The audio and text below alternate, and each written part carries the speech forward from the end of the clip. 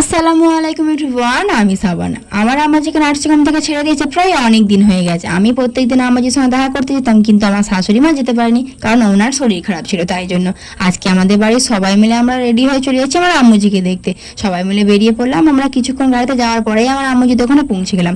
একটা দোকান দেখে আম্মুজির জন্য কিছু খাবার দাবার নিয়ে নিচ্ছি। আম্মুজিকে ডক্টর এইসব খাবার দাবার খেতে বারণ করেছে, কিন্তু তাও কি করবো, আর বলো, আম্মুজির জন্য কিছু খাবার নিয়ে নিলাম। আর আমি যেতেই এদিকে দেখো আমার ভাইপো চলে এসেছে আমার কোলে।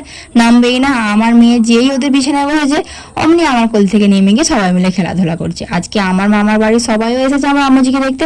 অনেকদিন পরে সবার সঙ্গে দেখা হয়ে গেল, খুব মজা হয়েছিল।